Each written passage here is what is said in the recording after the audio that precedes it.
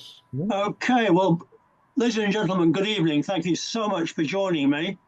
And I'm just going to talk very briefly. This is coming to you on behalf of the RAF Burtonwood Association, which is where all this information came from, which I hold the archive for and have been running now since about 1986. And the whole idea or the whole purpose and remit of the association is to perpetuate the memory of the men and women who served at RAF Burtonwood, whether it was World War II or post-war. And that is what we're aiming to do, and that's what tonight is about. There are a couple of things which are happening around the association at the moment, and one of them I just want to share is a permanent memorial which is going to be erected around Easter time this year on the site of the airfield immediately adjacent to the M62 motorway, which is actually on what was the main runway. And it's going to be on a roundabout as shown on the left-hand picture. And, oh, excuse me, it depicts a P-38 Lockheed Lightning doing a zoom climb, and it worked beautifully with the twin-tail fighter, just over 1,000 of which passed through Burtonwood during World War II. This is part of the art which is required under the planning permissions for the redevelopment of the airfield site, and it's being financed by the developer, and it's had quite a team of people. The artist Peter Naylor, who designed it, came up with several different designs. It took a lot of getting through planning. I actually watched the planning decision being made. It was approved unanimously. Had a lot of hassles, but it's going to be there. We haven't had the date yet.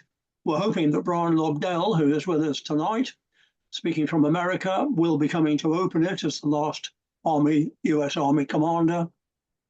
We still haven't got a date, but it's going to be around Easter this year. And then the second item we're about to start promoting is the blue plaque, the English heritage style blue plaque, which is about 18 inches in diameter. And we're going to be offering this to all the major occupiers of buildings on the site of Burtonwood. And that includes Marks and Spencer's, IKEA, Amazon, Asda, the post office, and some very other huge businesses, including Dunkin' Donuts and people like that as well, many, many British companies. So the whole purpose is to perpetuate the memory, and this is what's going to go up there. So that's the association and what we're doing. We're keeping busy. And tonight I'm going to talk about flight test and explain what it is, what it was, and give as much information as I can in the hour we have available. So fortunately, with the association, I was very, very lucky to meet many people who are in flight test and get a massive amount of material from them. Excuse me, my voice will stay. This is a book which gave all their names and addresses, which was put together at the end of the war. And it shows the information as it was then and has been a very useful connection. Of course, it was the United States Army Air Force at the end of World War II here, USAAF, before it was reformed as the United States Air Force in 1948. So RAF Burtonwood. Many of you joining us tonight know very little about Burtonwood. So where is it? Well, this is a map of northwest England, and it's there, bang between Liverpool on the coast and Manchester here. Birmingham is down here, and it was located well over to the west side of the country to keep it as far away as possible from Nazi bombers. So here's a better close-up of the map, and it is right there, literally between Manchester and Liverpool. And considering both those cities were badly blitzed during the war, it is incredible that Burtonwood was only ever attacked twice. It was a very minor attack. Virtually no damage was done. And that was done before the Americans were even in World War II. It was done before Pearl Harbor. But the major reason why the base was chosen was because of the proximity to Liverpool docks here. Liverpool then being one of the major, if not the major, dock area for the UK, much safer than the East Coast ports or the South Coast ports. So the convoys and the ships coming in from the States tended to come in. Burtonwood was earmarked by the United States Army Air Corps, before it became the Air Force, way before Pearl Harbor. The Americans knew they were going to be involved in World War II at some point. So to prepare themselves, they came over to search out bases and discuss the potential for bases with the British before they actually joined the war. The other base air depot, which they originally preferred for some reason to Burtonwood, was here at Warton, which is located near Preston here and Blackpool, the seaside resort there. And they didn't take that because it wasn't ready, it wasn't built, whereas Burtonwood was. And this is what Burtonwood looked like in 1940, before 1941 December, when the Pearl Harbor brought the US into the war. It was built as an RAF maintenance unit. It was number 37MU, and its purpose was to receive new aircraft from the British factories to prepare them for service, hold them and distribute them as they were needed, also to be there for modification and repair as necessary. Now, there were many maintenance units scattered around the west and south side of the country, as well as in Scotland, and many of them had training units established, sharing the same runways. Here at Burtonwood, instead, they had this complex here, which was known as the Burtonwood Repair Depot. And I'll show a bigger drawing in a moment.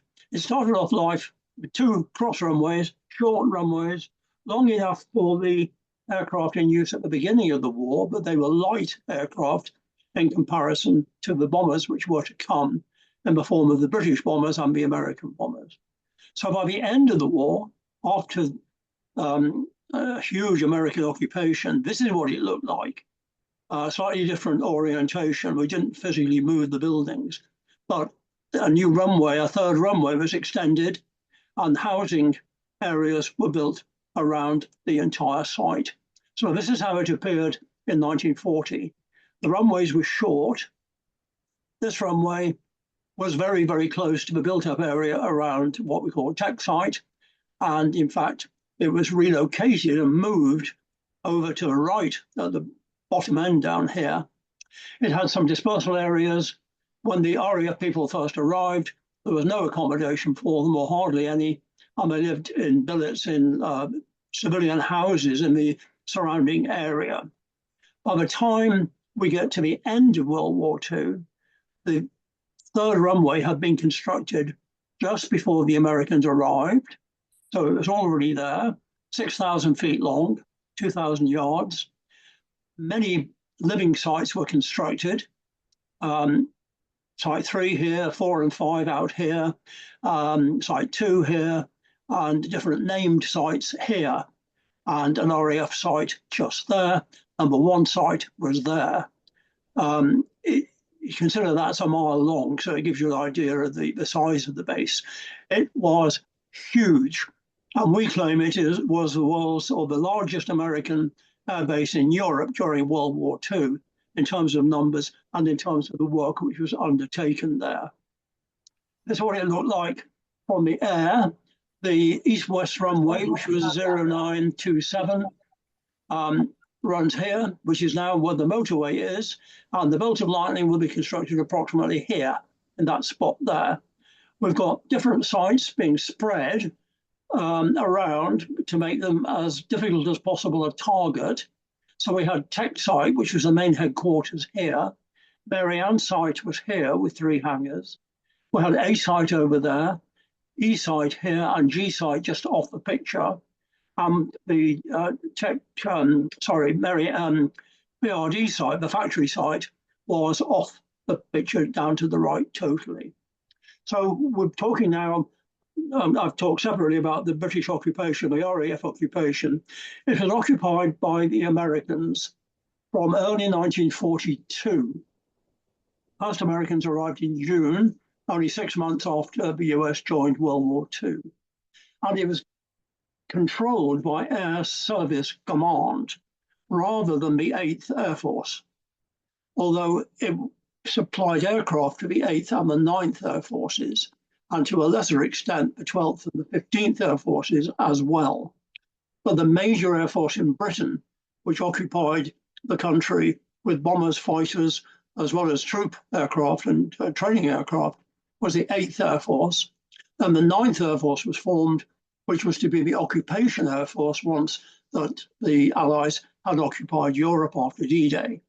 And the way Burtonwood was organised was there was a base air depot area, BARDA, which was responsible for controlling really the supply, modification, and repair of all types of aircraft which were being used by the United States forces in Europe.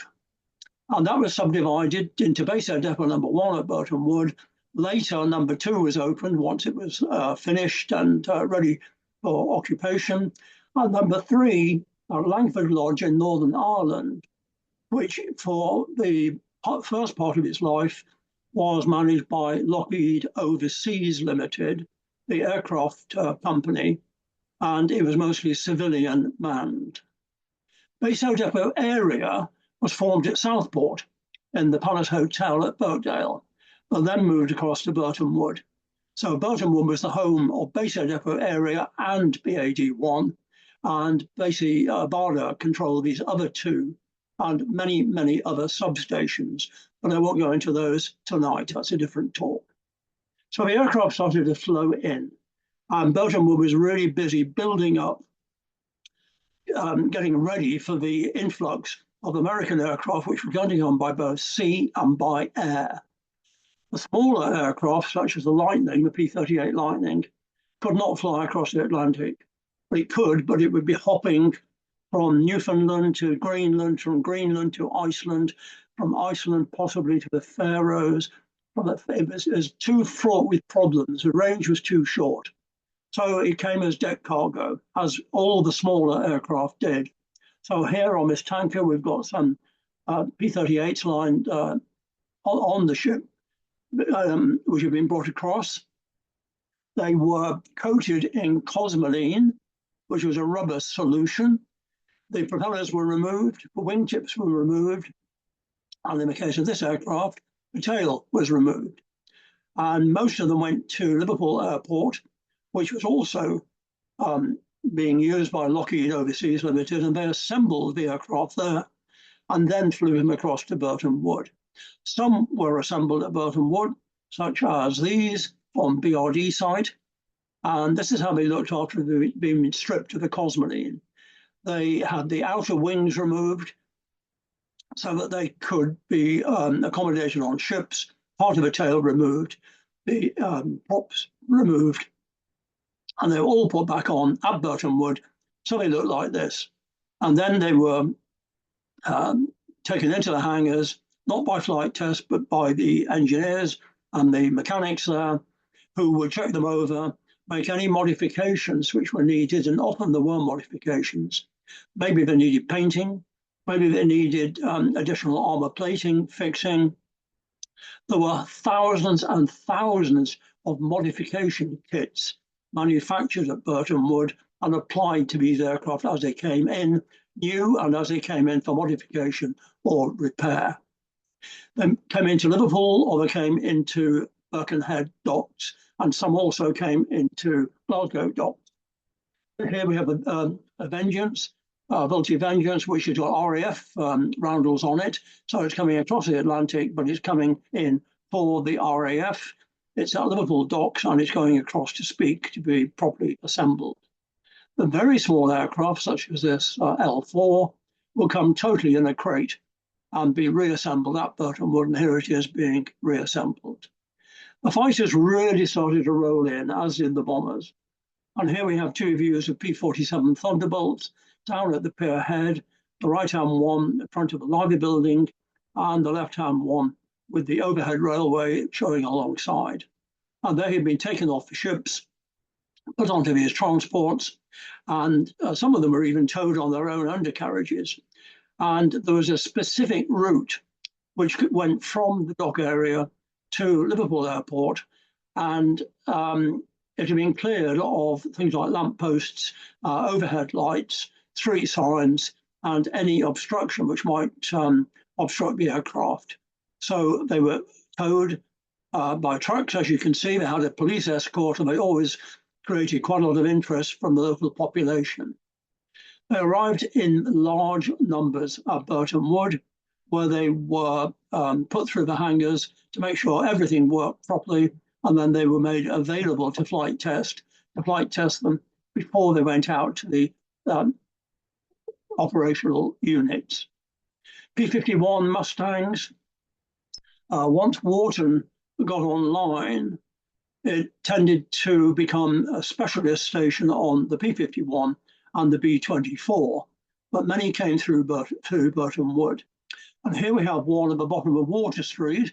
The trams are all lined up, waiting to get to the terminus across at the pier head. This is Liverpool Town Hall in the distance there, facing Castle Street. And you can see the roads being closed. The police are everywhere to allow these P-51s, no tails, no wingtips, no propellers, covered in cosmoline, to go across, where they'd be assembled and then taken to Burton Wood. The Black Widows, with bigger aircraft, but still couldn't fly the Atlantic easily, tended to come by ship. And again, you can see no wingtips and the tails missing.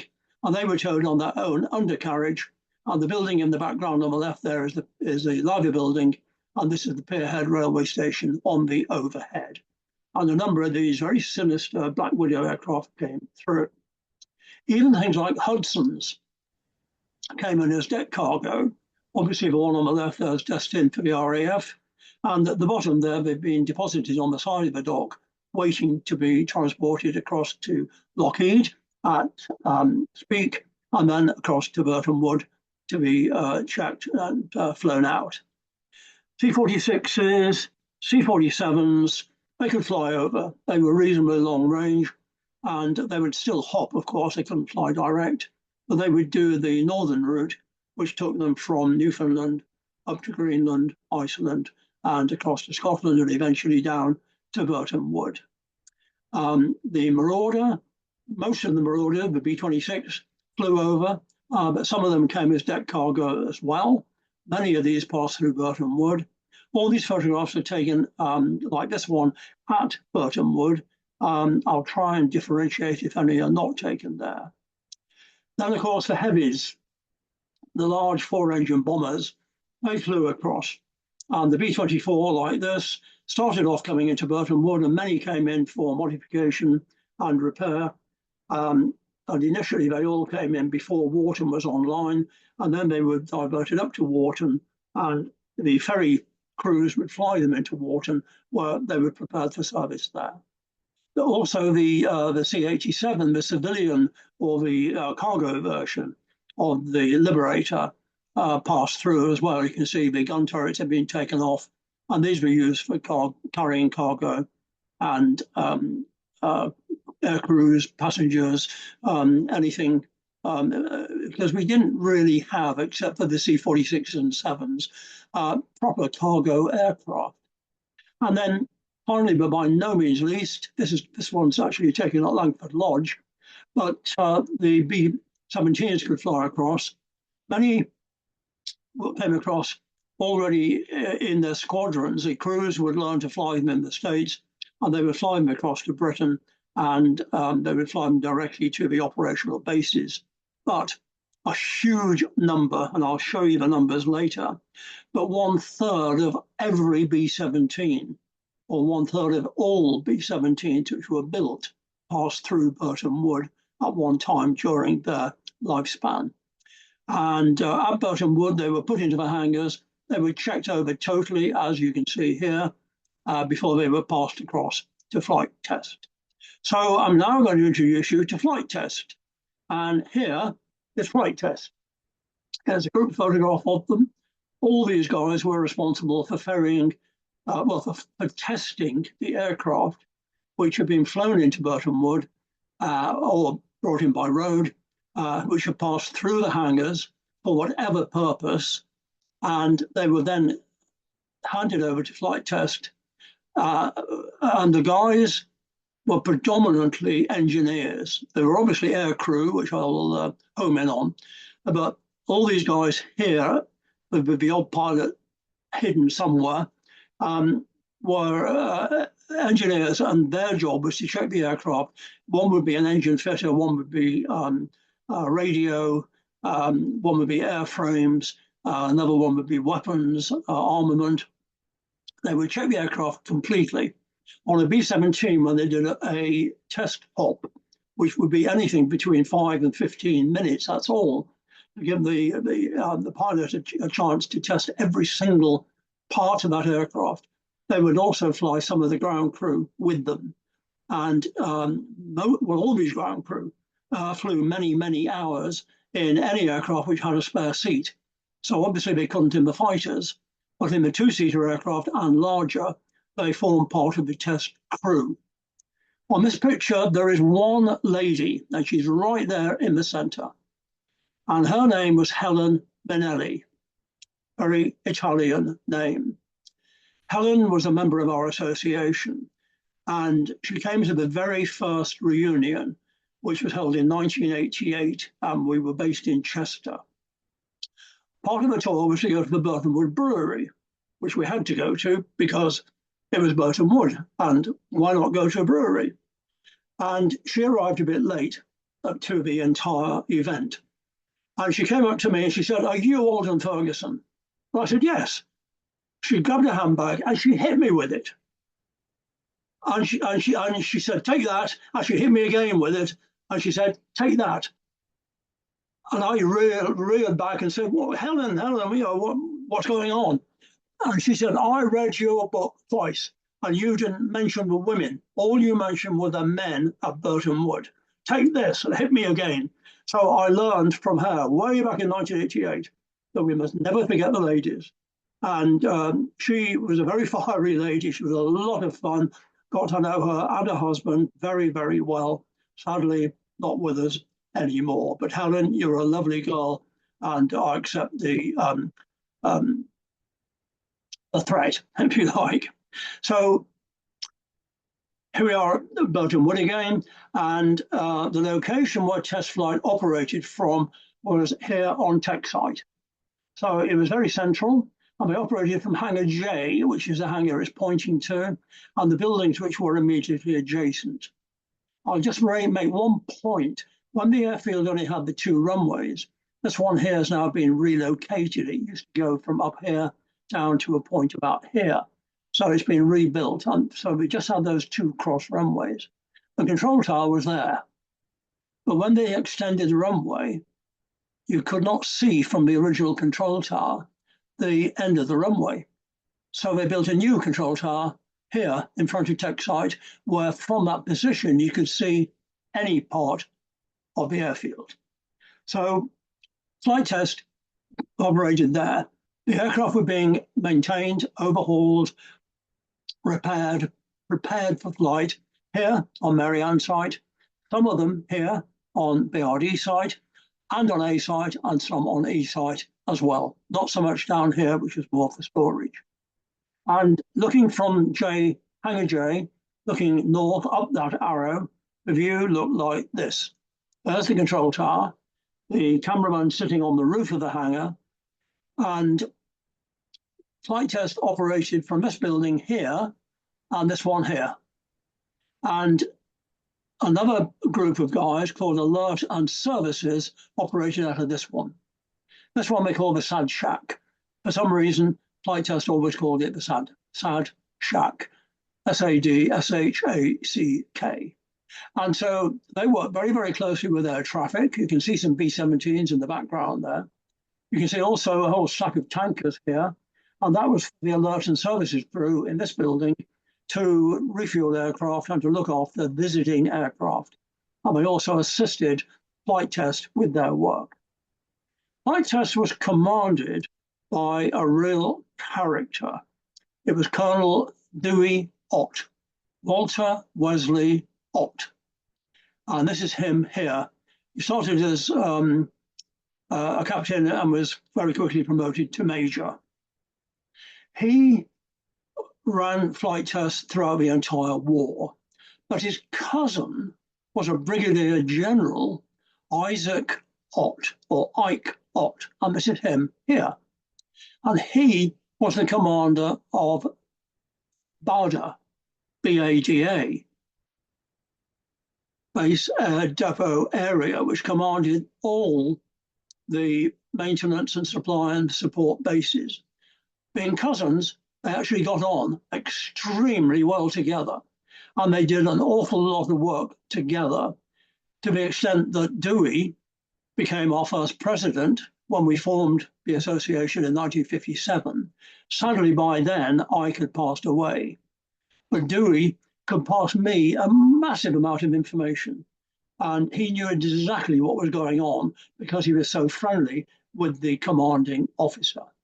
Ike was not liked by all. He certainly wasn't liked by the people at Wharton because he was an absolute taskmaster. He drove them like mad because there was a war to win, and he was looking at targets and he was looking at production. So the link was very, very valuable to me because I got to know many, many of these guys. On the right-hand side here is our first reunion, and this is Dewey. Later, in the middle here, we've got George Finley, whose two sons are with us tonight, I'm delighted to say. He was a flight test mechanic. Jacob Dominic there, Wally Baldwin in the background, and Tom Conley. And Tom Conley became our first treasurer. And when Dewey became the president at our reunion, we looked for a treasurer. So he turned around to Tom and said, Tom Conley, you're good at figures, you'll be the treasurer. And he was. So that's how it became. So this was just a few of the flight test guys. Many, many more joined later. Dewey was a character, and he came back to Burtonwood after the war when it reopened for the Berlin airlift. And this is Dewey, and this is Bob Hope, and this is an American star, Jenks Falkenberg. And this is another guy who appeared on the stage called Harvey Keene, and this is Dolores Hope, Bob Hope's wife. And you can look at the look on Dewey's face. He was welcoming them. They were coming to entertain the troops to try and boost morale during the airlift because the conditions at Burtonwood were poor. And during the Berlin airlift, they were desperate to get as many aircraft back into the lift as they possibly could. So Dewey was a great guy. He came to stay with me in my house. I went to stay with him in his house. And here he is in his house with a very young me back in 1988 in front of his wall of fame, and handing over my first book to him. So Dewey was a great guy and gave me a lot of information, and a great guy to start our association. And then we had our first reunion in 1988 in Warrington. Colonel John Moran on the left-hand side there, who we're still very much in touch with, welcoming Dewey and his wife Betty. And down at the bottom here we have Eddie Kistler, who was the band leader. There was a band which he formed called Eddie Kistler's Swing Tips. And his saxophonist was Frank Otero here. And the two of them played throughout World War II from Burtonwood and all around the bases around the country with the Swing Tips. And this character here was a real star called Hank Quinn. He is Brooke Shields' grandfather. And he was a professional tennis player.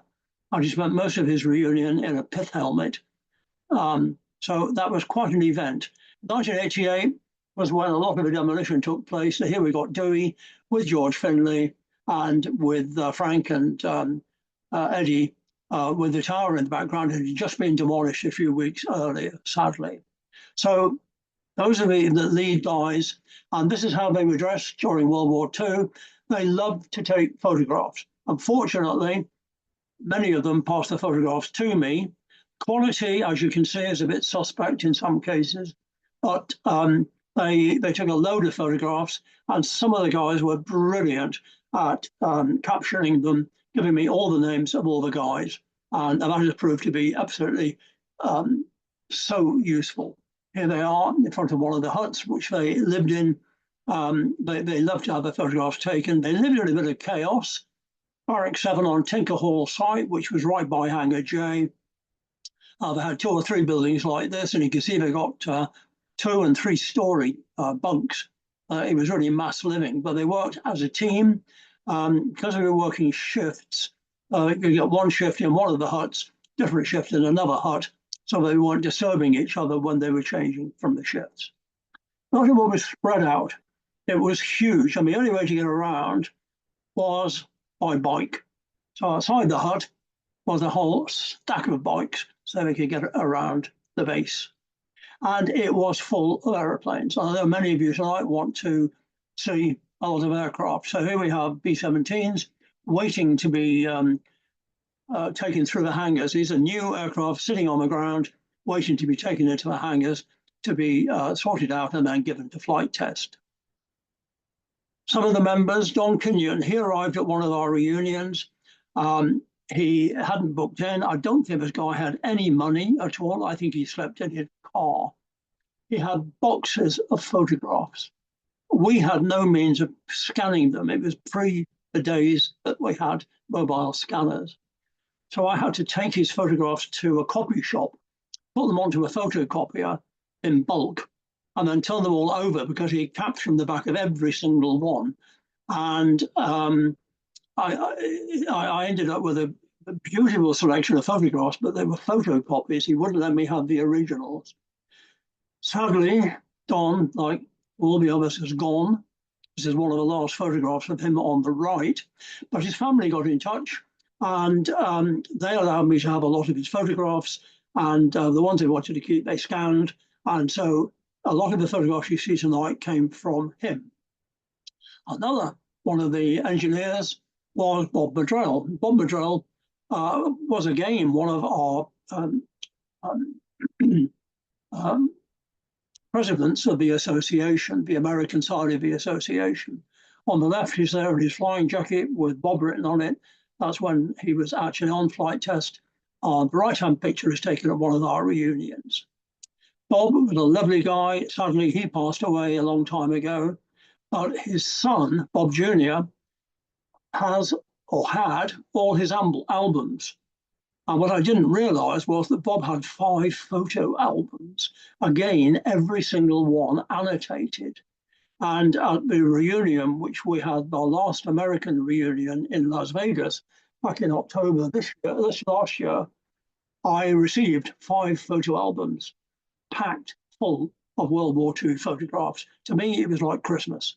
And they were Bob Madrell's, and you'll see some of them more tonight.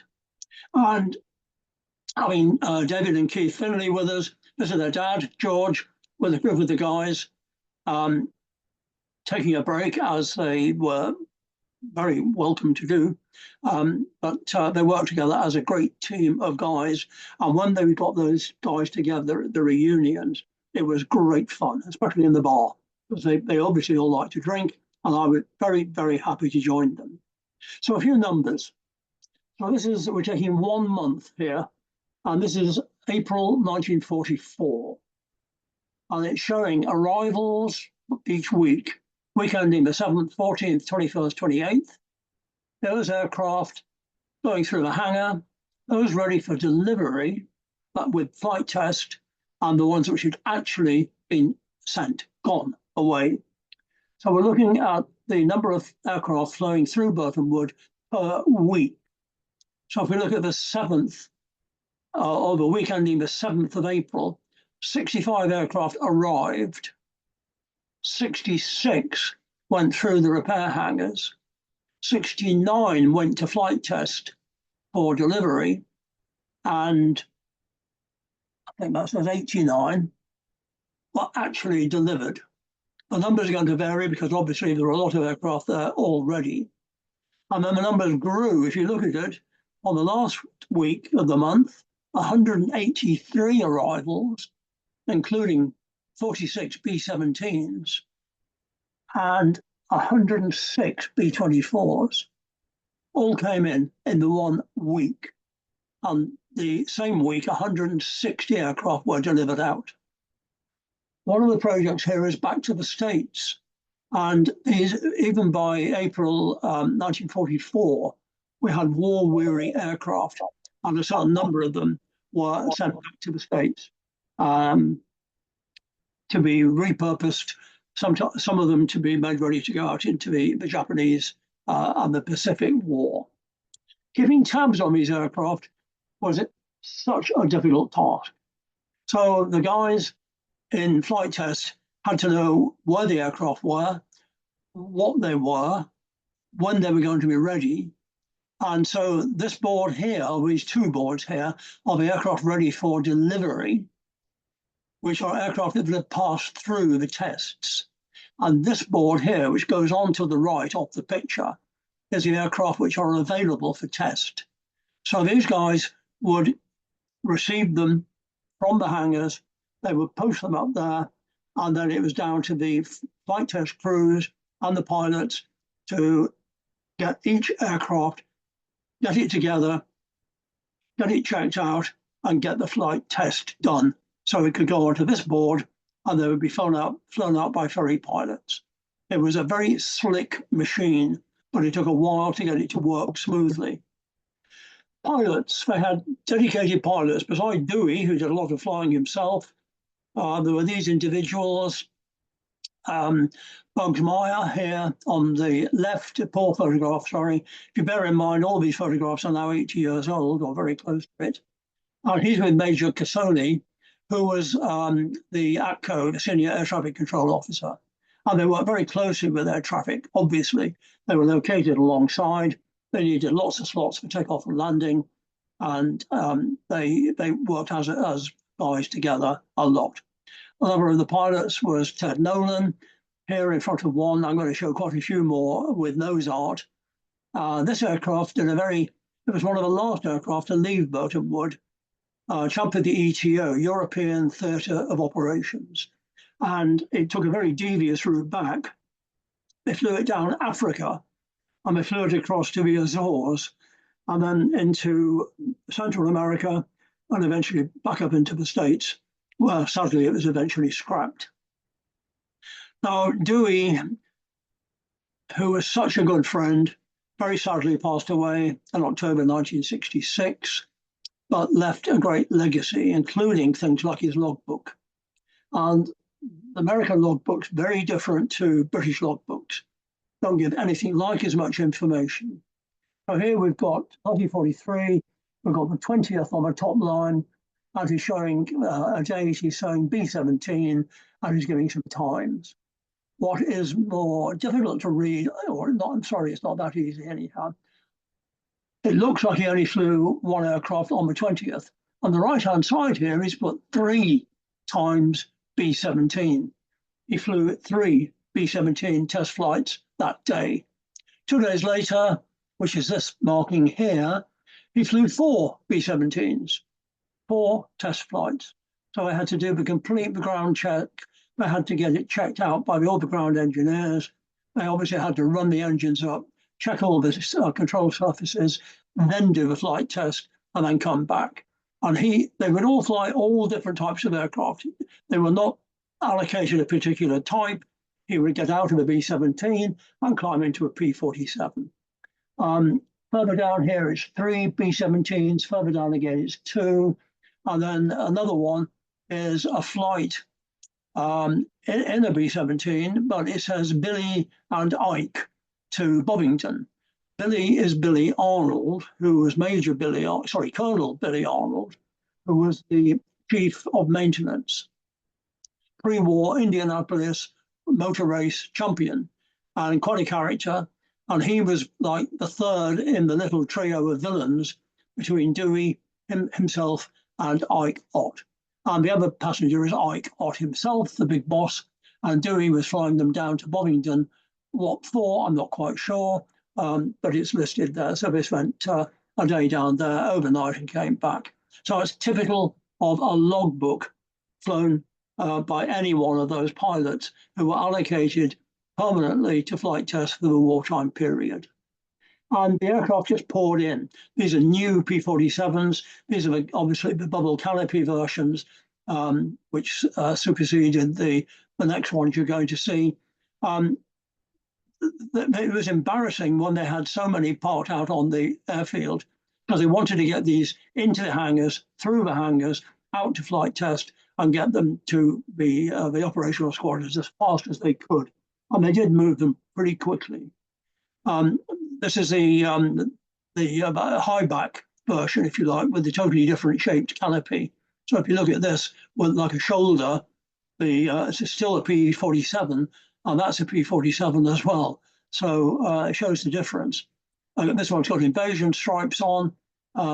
Whether it's been painted at Burtonwood to be then issued, I just don't know. I haven't got the note about that one. P-38s, loads of them came in. You can see 47s in the background. Again, this one's got invasion stripes on, but it's got no unit markings. So I would guess it's probably a new aircraft waiting to be distributed.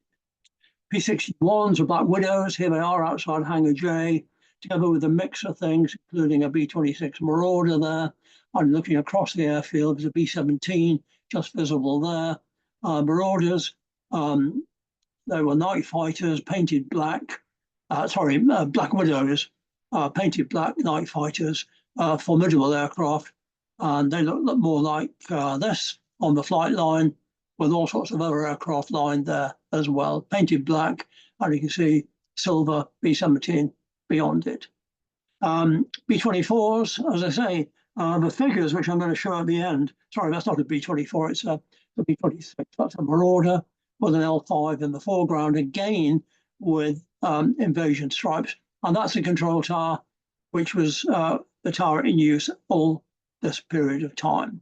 A whole mix of aircraft came through, including the amphibious versions of the Catalina, remarkable aircraft used by both the Brits and the Americans, of course, Coastal Command, and it was a seaplane. This one is the amphibian with the wheels down, but it could land on the sea or water as well, hence the engines being tucked way up high on away from the water. A lot of C-47s came through. This is inside Hangar J, where it's being checked out. And a lot of these aircraft were also what they call deluxed. They were ripped apart inside and made ready for senior generals. They had a bed put into them. They made it so they could put a jeep inside. They had a conference table, a kitchen, a bathroom, and the generals used them as their own personal transport to fly around, specifically once they were in Europe and the advancing troops, so they could be with the troops. All that work was done at Burtonwood. The aircraft, before they were given to the generals, tested by flight test. Then Marauder, the very sleek-looking aircraft, had quite a checkered career. Initially, it was condemned as being underpowered on one engine, a twin-engine bomber, but did a lot of very successful work, particularly with the 9th Air Force. Ground crew, and lots of pictures of the flight test guys posing with the aircraft, quite rightly. Here we go again. Two on the wing of a B-24, checking it out. The caption says actually they dropped a spanner and they were trying to fish it out, but they were also checking the oil on this one before it goes for a flight test or a hop. And again, a little of a group under this aircraft, which is an ex-Virgin, so I don't quite know how it gets that name. Some quite nice pictures came in from some of the guys. There's an A-20. And then an interesting one, this is the Vengeance, and it came in with American markings, and it's the same aircraft, because I got several more pictures of it, and the art on the side of it's the same. They blanked out the RAF markings there, but it's on this one. But it was RAF-ized, if you like, if that works. And it came in with American markings and left as an RAF aircraft. Not a common aircraft over here, but again, tested by flight test. And then I mentioned the Back to the States project. These aircraft were flown in from the operational units. You can see these have been operational. I do have the details. I'm not going into it now. of which units they were with, and they were prepared for being ferried back across the Atlantic to the States. Many of them went straight into storage and were eventually scrapped. They had the old training aircraft. They had a Texan, which is basically the same as what we call the Harvard. And this was captured flying pay. And this was for the pilots who may have been doing a ground tour of Burtonwood. And this was to keep them current with their flying hours and also allowing them to keep their flying pay. So this would be used by aircrew, by pilots. They were all commissioned in the United States Air Force, whereas in the British Air Force, non-commissioned pilots existed, but all American pilots were commissioned. So they were all officers. So they had a few of these at Burtonwood, and they were operated by the base, including the test pilots as well, who would fly them for fun. The hangars were full. B-17s, hangar full of them here. I'm not sure if this is the flight test hangar or not. It's the same type. It's a J-type hangar. And a nice colorized picture of them. New ones, newly arrived. Certainly up to 50 is the maximum number that arrived in one day. But there was one day when 50 B-17s landed at Burtonwood. And all they could do is put them out onto the grass or onto the toughened grass area to wait until the hangars were available to get them in. And they got them in as fast as they possibly could. And they had the guys working a 3-shift day, so it's a 24-hour operation. Flight test didn't, because they weren't going to fly these aircraft at night. B-24s, as I say, most of these went through Wharton, but a lot did come through Burtonwood. This is one of the modification programs called to convert them into what we call carpetbagger aircraft. This was for dropping agents and clandestine material, weapons, etc., to the Marquis, to the underground resistance in occupied Europe. And they took the weaponry, the ammunition, the guns, the gun turrets off the aircraft, except the rear turret, paired them over, painted them black, welded together the Bombay doors, put a big hole in it so that the agents who were going to parachute into occupied Europe could actually jump out of the aircraft through a hole in the floor.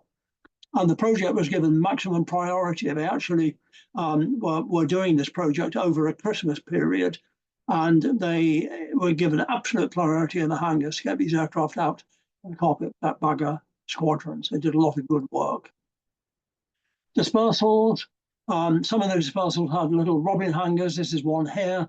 It only takes small aircraft, but this dispersal's got a mixture of B-24s, which are here, and B-17s over here, which are waiting to go into the hangars. Lots and lots of B-17s.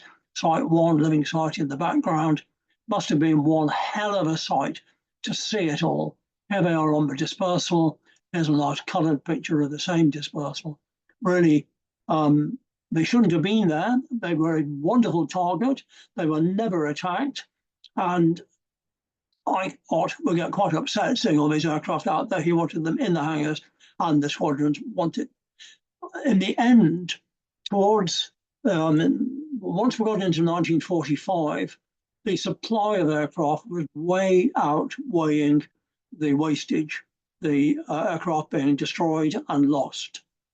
So there was a surplus, but they didn't allow Burtonwood to slow down. What they did was continue to push them through the hangars as fast as they could. As soon as they were ready, they were test flown, and then they were sent away immediately. And most of them went to Stansted, which was another holding area, and they put them into storage at Stansted, waiting for them to be recalled by the squadrons to get them out of Burtonwood, to keep the pressure on the guys, to keep the aircraft flowing. And any one time, looking from the roof of Hangar J across the flight line, I'm sorry, some of these pictures, again, bear in mind, please, they're pretty old, a whole mixture of aircraft on the ground. There's a B-26 there, there's Fortresses, there's a C-47 there, there's a B-17 there. A bit nearer, you can see a lot of B-17s there. And if you look across the airfield, it's scattered with aircraft parked all over the place. Here we have another shot, aircraft everywhere. Nose to tail, it doesn't look organised, but it was. A lot of the grassed area was concreted over because these aircraft got quite heavy and it rained a lot at this period of time, as well as the fog, which caused lots and lots of problems. So rather than having them on the grass, they did put PSP down, they did put matting down, but they also concreted huge areas so they could stand on a hard standing and be safe. Here's another shot. You got B-47s, you got B-17 there, got a B-24 here, P-47 there, aircraft in the distance, B-17 there. I would love to have seen this. Really would. Typical lineup, 4 totally different types of aircraft just sitting there waiting to be test flown to get them out. The guys were great guys. They loved to think they were flight crew, and in many cases they were flight crew. But they, a lot of the photographs I received were like this. They would sit in the cockpit and they would pose. And I don't blame them one little bit. And interestingly, a lot of these photographs are duplicated.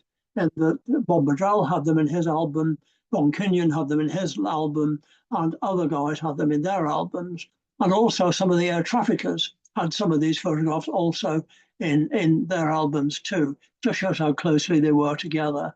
So here we have one in the tail, the tail gunner position of the B-17, Uncle Fuzz, sorry. We have one in,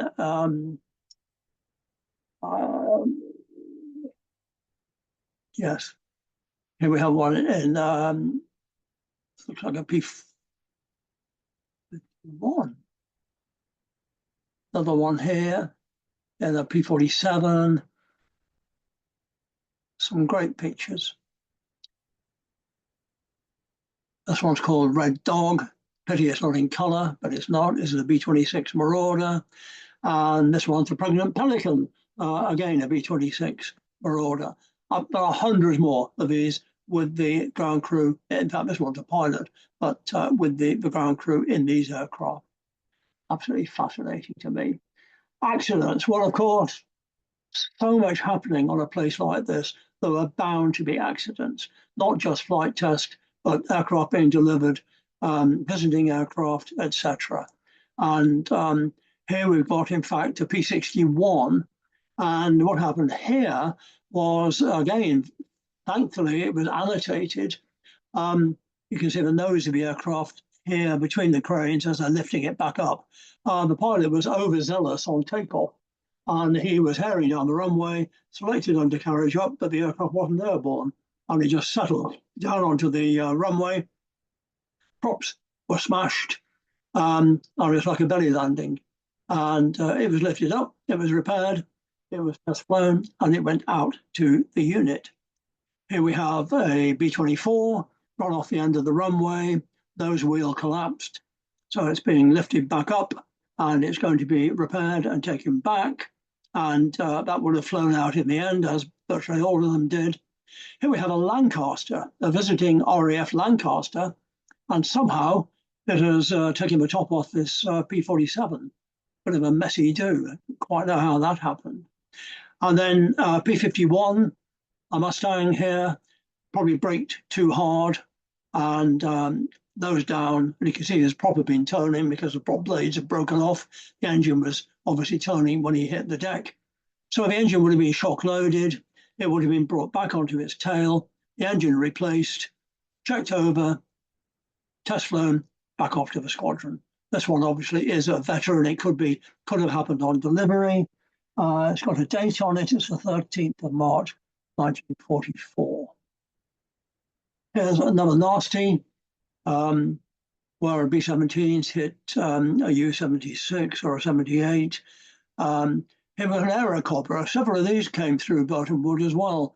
Unusual aircraft, a P-61, not really a terribly popular aircraft. It had the engine behind the pilot, and the drive shaft came from the engine under him right through to the front, and it had guns each side of the prop and one through the spinner. And again, He's nosed over on what is undercarriage. It was a nose wheel aircraft.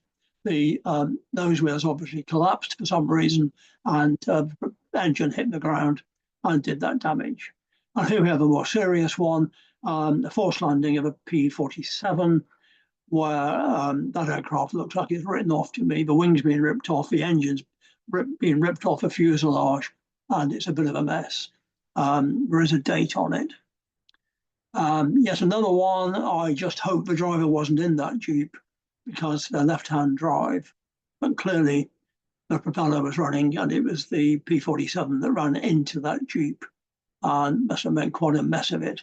And a similar one here where another P-47 has hit another vehicle and made a mess. I don't know about the, some of these I can't identify the individual aircraft, some I can. Here we have a Boston A-20, which has had an undercarriage collapse. So whether it came off the runway and it collapsed onto the rough ground, I don't know, but that would have been repaired and put back into action undoubtedly. Sadly, some of these were fatal, and one of them was a B-24, and there is a memorial window in the church at Aspel, which is a small village near Wigan. It's not that far away. It's probably only about 5 or 6 minutes flying away from Burtonwood. But B-24 427467 was on a test flight with a pilot and 2 passengers on August the 27th, 1943. The eyewitnesses, we've got all the crash reports of the witnesses. It's possibly it was fuel starvation because it lost power and it's got 4 engines and it had no load on. So it sounds pretty catastrophic, like it was low on power because of lack of fuel. Sadly, in the crash, one of the guys was so badly injured that he later died. But I worked with the church warden and the members of the church, and we managed to get this memorial put up here about 6 years ago, I'm delighted to say. Another one was a guy called Delbert Harris, and he was flying a B-17 on a flight test, and he had 5 ground crew with him, and they were flying over the Pennines, and there was cloud around, but he was above the cloud, and one of the ground crew took the controls. Delbert was still there, but he let them take control. They flew around for a bit, and he obviously wasn't really taking a lot of notice where he was. He took control again and thought that he was on the west side of the Pennines and thought that he was flying over low ground. So when I say low ground, I mean away from the hills. He started letting down through the cloud, watching the altimeter, and having read his report, he got down to about 1,600 feet. He still couldn't see the ground, got down to 1,000 feet on my altimeter, and suddenly he saw ground land coming up towards him. He hauled back on the controls as hard as he possibly could, and the aircraft pancaked in. Sadly, one of the guys was in the bomb aimer's position at the front underneath. He died immediately on impact. 3 others were killed by the impact. One was badly injured and was, in fact, invalided for life. He couldn't walk again. And Albert miraculously walked away from it. He was absolved. I don't know what happened at the court of inquiry or how they did the inquiry, but he was allowed to continue to fly. And in fact, he made his own condition, but he never ever flew again a multi-seat aircraft, only single-engined fighters. And he stayed on as a test pilot, and but he never ever flew a passenger again. You can't blame him. So that was a sad one. That was the aircraft. A few remains are still up there on the edge of the Pennines at Edgeworth. Then we had George Bartley, and he was a test pilot, and he was flying one of these. It's a converted P-38 Lightning into a photo reconnaissance aircraft, and they were allocated the F5 and the F6. This was an F5. He flew it on the 3rd of July, the day before Independence Day, 1944, on a flight test, and he went out west. And as far as we know, he was out over the sea and he crashed. Whether he was low flying, what he was doing, we will never know. We never ever found any trace of him or the aircraft. And his name's on the wall at Madingley Cemetery at Cambridge as one of the deaths from BAD-1 at Burtonwood. Those art. Again, the photographers in flight tests made a point of taking lots of pictures where they could. A lot of them were naked ladies, so I'm not going to show much of that, I'm afraid, because we do have a few ladies with us. Some of the names are to be conjured around with Dirty Gertie. Some of these were named after Walt Disney characters. Some of them were they came from all sorts of, some of them were girls' names, some of them were girlfriends' names, any excuse, particularly to get a girl on the nose if they could, but they had such a variety. So here again, we have a B-24, Dirty Gertie, who was in there for some reason. Here we have another one. It's been partly blanked out. It's got a repair on it there, and it's something like Call Me Savage. There's a young lady sitting there, quite prim and proper, covering her upper part of her body, looking away from us. Werewolf, a war cry, no doubt. Here we have John Daly, who was again one of our members. I got to know him and his wife very well. My wife and I stayed with them in their house over in the States. And this is the way they were noted in the album. Daly and Target for Today. Now, whether the aircraft was named that or whether they consider the girl was a target for the day, I just don't know. I won't dwell on that. Paradise Kids, another one with the guy on his bike, as we saw earlier. B-17, of course, another B-17, Lassie Come Home. So maybe a dog lover. Lassie, was, of course, was famous during the war as well as after. This had done a lot of bombing missions, as you can see. And I don't know whether it did any more, but there's a lot of blank spaces there, ready for future ones. Next one here is a, I can't tell what it is, possibly B-17 again. Yeah, 4 engines of B-17. Alabama Exterminator. And we had Let Me Be, which is a B-24. A lot of these are B-24s. And Frisco Trudy. Here again, a B-24. So flight test saw every single type of aircraft. In fact, not every single type, but every single aircraft that went through the production hangars at Burtonwood, and those sort of numbers had to be test flown, had to be checked. If there was a fault, they would fix it on flight test, do another flight hop, and then deliver it. Or put it into the area for delivery. So I'm nearly there. A couple of numbers or sets of numbers. I'm not sure if you can read these or not. Some of you may be able to, but 26 months from July the 1st, 1943 until VE Day, August the 15th, 1945. This is the recorded number of aircraft that passed through. You should be able to read the total. 11,575, and that included 4,443 B-17s. There were over 12,000 built, so 1/3 of all the B-17s that were ever built flew through Burtonwood. Similarly, P-47s, 4,300 passed through Burtonwood. These are just massive numbers. And it shows here P-51s 5. Well, I got photographs of far more than 5.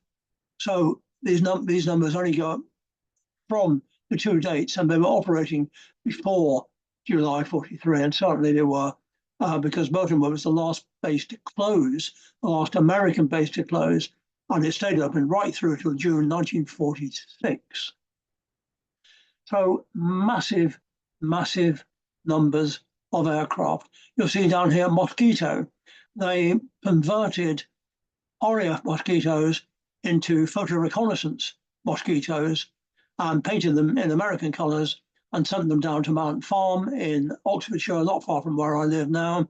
And they operated under American colours with the photo reconnaissance squadrons there, together with the F5s.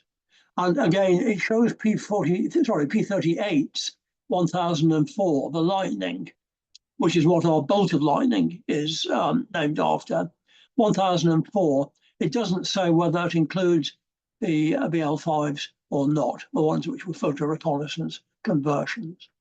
And then numbers again, these are the numbers of aircraft and engines, because they were not only working on aircraft, but I'll very quickly skip through some of this. Starting in January 1944, which again, they were repairing engines way before that, but 379 aircraft passed through in January 44. And that number increased until it reached over 1,000 in August 1944. So on August 1944, 1,019 aircraft were delivered from Burtonwood in that 1 month. The figure dropped because they had built it up for D-Day. So you can see the numbers building up like mad. 865 in June, 44 for D-Day, 914 for July, over 1,000. And then it dropped back a bit. Excuse me. And then it built up again, February 45, 1,014. Some figures are missing, so we don't have the totals. But similarly with engines, aero engines, they were stripped, every part checked, rebuilt, and then tested on the test beds. And those numbers rose from 500 to 2,200 engines a month passing through. And then the whole thing reversed at the end of the war. They started scrapping, and flight test took part with everybody else. People were being posted back home, but they had to sadly scrap a lot of the aircraft on site. I'm not going into that, it's too sad. And then the final slide was they flew all the test flight guys over Berlin and over other German cities to see what damage had been wrought on the German cities. So there were 5 B-17s, and this is one crew that flew. Some of these guys were members of our association, hence having the photograph, and they all talked about it as just being incredible and not being able to believe what they could see with their own eyes.